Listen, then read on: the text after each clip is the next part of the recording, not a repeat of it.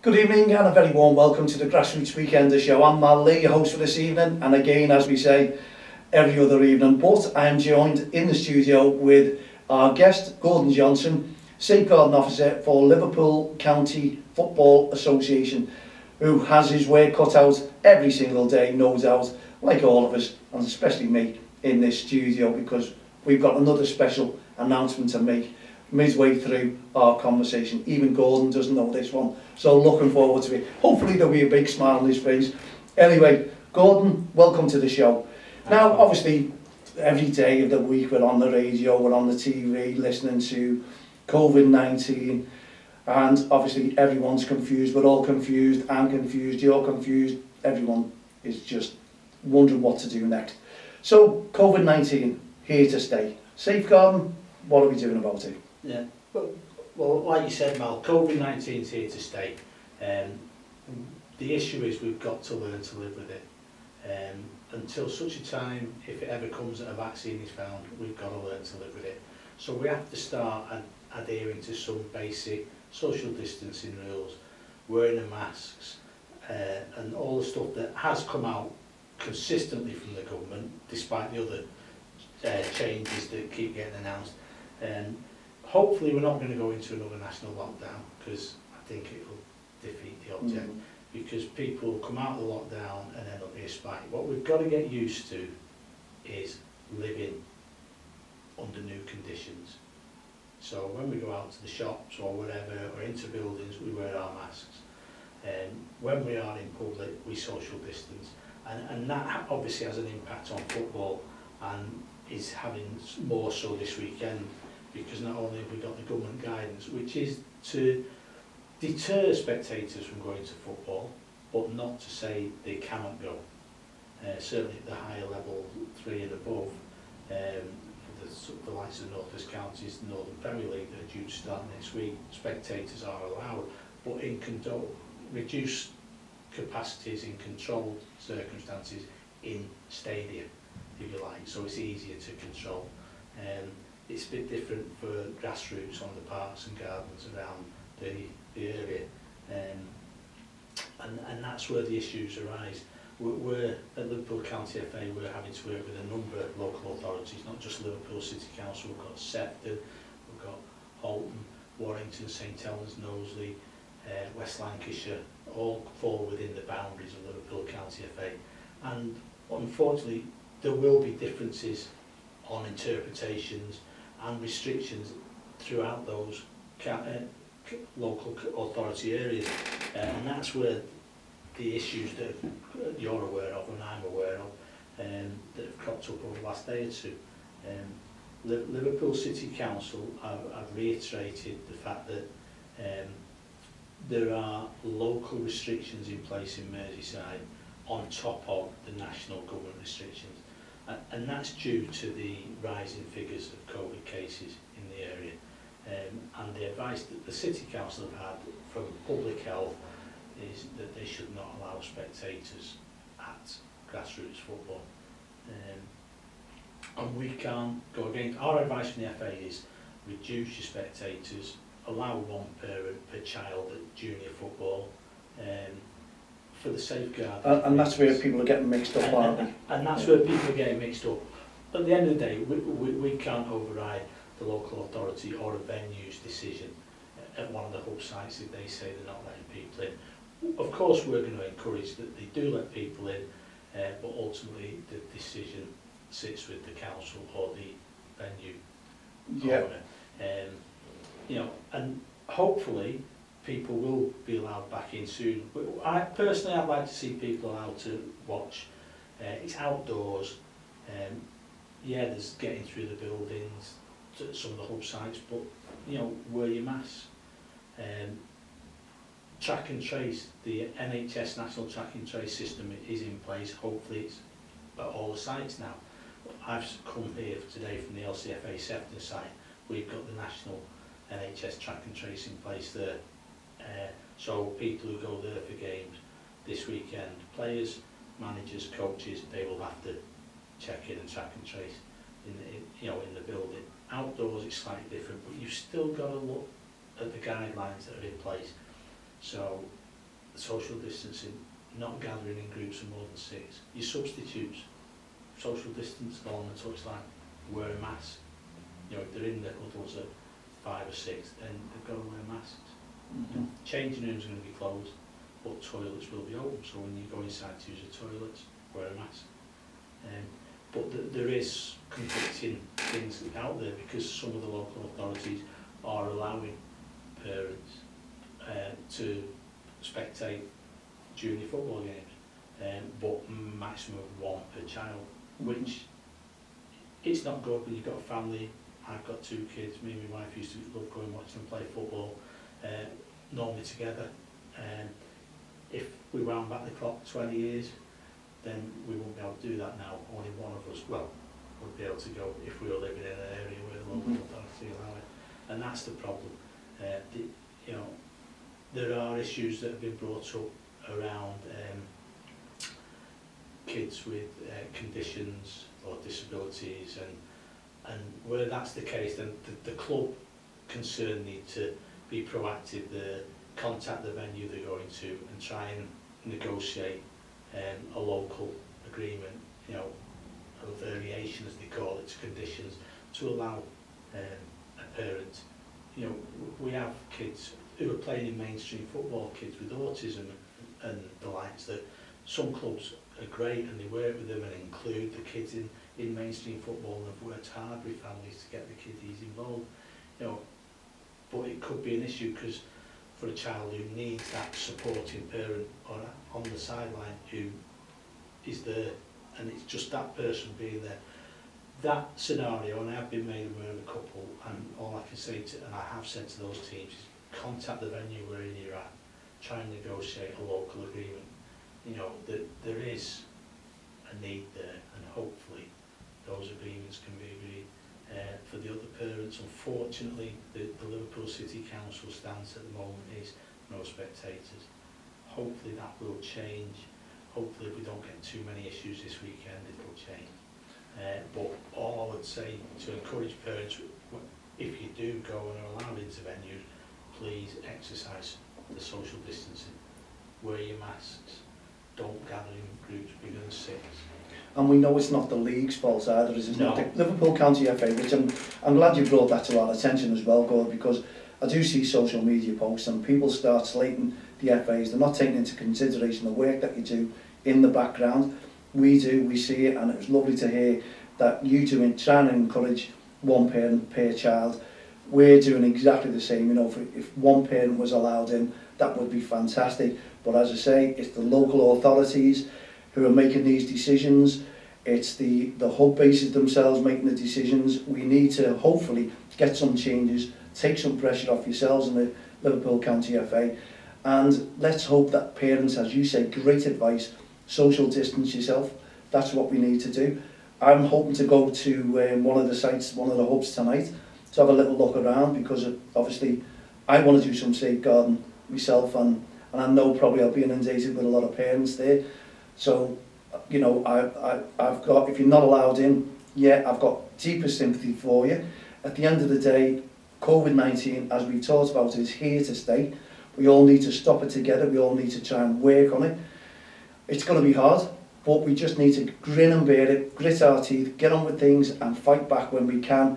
And hopefully, you know, the kids are going to enjoy themselves, but we do need COVID-19 to disappear, don't we? Once and for all, if we can, go. In the ideal world, but you know, this is the real world. Let's be realistic, Mal. It's here to stay. It's not going to go away for a long, long time. But we want to get the kids out playing football. It's good for the kids to be out in the fresh air. It's, you know, and the risk to them is minimal. Obviously, if kids are sent home from school due to positive COVID tests or the likes, then yes, they have to go into isolation, the 2-week period. No, they can't come and play football in that period or train football in that period. You know, and we've published a set of FAQs, you know, frequently asked questions around the FA stance on that, and you really must follow government advice on that, and it's to contain this disease and stop the further spread. And that's why the council, Liverpool City Council in particular, on the advice of public health, have made their position very clear for this weekend. We would like them to allow the spectators in and the parents in on a one-to-one basis for the junior football. Obviously at the moment they're not going to allow that, so I fully understand the view of some parents, and you want to go and watch your kids play, you want to go and make sure your kids are safe playing, but where possible, you know, try and stick to the guidance and advice. And if you are lucky enough to be allowed to view at a venue, then please do so responsibly. You know, wear your mask if you get access to a building to go through, or use the facilities for the toilets and lights, but socially distance around the field of play, because that's where the issues are, and that's where public health have got the concerns, because it may be, well, you know, that's where it's be, if you're in close proximity to someone, that's where this horrible disease is getting passed between. And I can also understand your confusion as well. It's local authorities, and we have a couple of them who have different agreements and different things in place for COVID-19. So it's not really the county FA's decision. They're all for it, we're all for it. We just hope that the local authorities are listening to this show and take in perspective what the parents are saying, what we're saying. We just hope that they come to an agreement. We want to work this together, because teamwork is about working together, and we do understand frustrations out there with a lot of parents, a lot of managers as well, who have concerns about accusations being thrown at them if they're looking at the kids on their own. Yes, we understand that as well, but if it's any consolation and I'm allowed in there, I'll be walking around and about, and hopefully everything's going to go well. Let's just hope it does, fingers crossed. But they're not there to be shot at, the Liverpool County FA. They're trying to work together with local authorities. We are, you are. Let's just hope by the next weekend, if it's not sorted out this weekend by the local authorities, then we can have at least one parent in with one child to go and watch the kids playing football. That's me, all for it. Gordon's all for it, Liverpool County FA are all for it. Let's just hope the local authorities will take a view on this and understand there's frustrations about what Gordon says about children with just different aspects going towards grassroots football. We just need to look after each and every one of them, and we do understand if teams are pulling their teams out because of COVID-19 as well. You know, it is your decision, your prerogative. Let's hope the hubs will sit up and take notice as well, and we can work it all out together rather than making an individual decision and upsetting the apple cart. That's my honest opinion as well, Gord. But really, honestly, fantastic the way you come in, trying to explain this thing. We're all for safeguarding, 100%. Yeah. That's why you're a safeguarding officer. No, we're all for working with the leagues, working with the local authorities. As you can appreciate, Mal, we spoke briefly earlier, it's not just Liverpool City Council we're dealing with. We've got Sefton, yes, West Lancs, Knowsley, St Helens, Warrington, you know, a number of areas. And there will be variations in those areas, and understandably so, because the rates of infection differ from area to area, and local authorities will put their own restrictions in place to try and combat that. But ultimately, the government advice is spectators aren't encouraged to attend sporting events, grassroots. You know, if you can avoid it, please do avoid it. But it isn't that you don't go. However, due to local further restrictions like on Merseyside, then the local authority, as I've said, on the advice of public health, they're saying no. I understand why they're saying no. I'm not saying I agree with them. From a safeguarding perspective, I would like more parents there, as the parents would like to be there. But we want to work with the local authorities and the leagues, because what we don't want them is a situation coming up where they say, right, the pitches are closed because people aren't adhering. You know, so we want the kids out there every weekend playing football. Well, we need that as well, don't we, for exercise. We need it. You know, they've had 2 or 3 months and longer in lockdown before the summer. You know, they've lost the football, they lost the back end of last season.